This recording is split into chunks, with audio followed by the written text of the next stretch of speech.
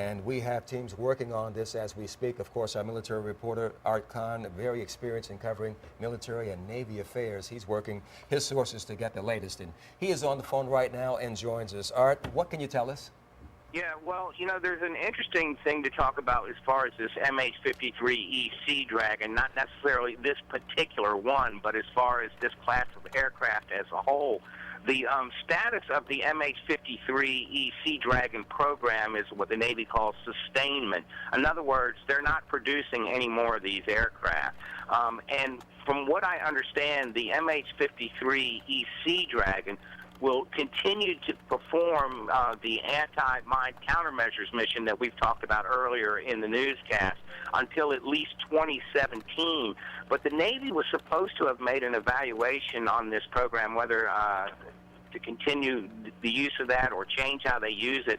They were supposed to have made a decision on that a couple of years ago, maybe even as far back as 2009. I'm not sure what came out of that, other than we know that for a fact already, as I said, that they were still planning to use this at least through 2017 for the anti-mine countermeasure study. So this aircraft has been around a long time, and for whatever reason, they're not building any more of them.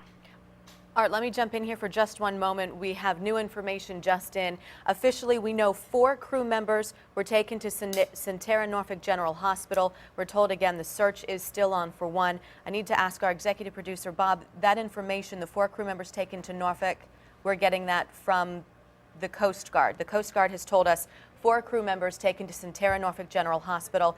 Again, though, the search is still on for that 1 crew member aboard the MH-53E Dragon that crashed off the coast of Cape Henry. Again, that crash happened around 11 o'clock this morning. We have been following it for you ever since, 18 nautical miles east of Cape Henry. And now we can get back to our military expert, our military reporter, Art Kohn, who has flown. Art, you've been on these many times, these MH-53E Dragons, and you said these are massive aircraft.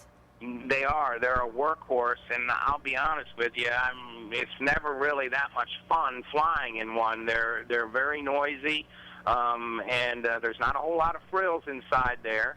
But it is a very large aircraft. It's big. It does have quite a long range.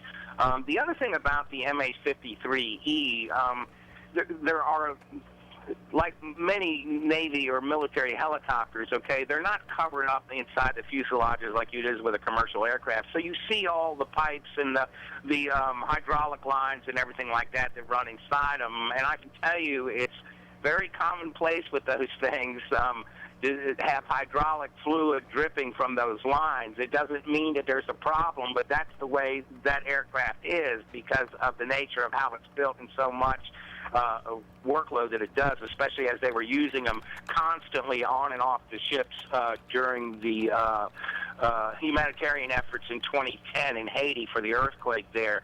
So it's a very large aircraft, and I can tell you it's a workhorse. It's noisy, it shakes a lot, but it's also a very good aircraft. Art, are you hearing anything more from your sources about this, what the Navy is calling the emergency water landing, what we've also heard was termed a crash? For instance, is the aircraft still afloat? Do we know what condition it's in? And I would imagine that also has something to do with the type of a response there is.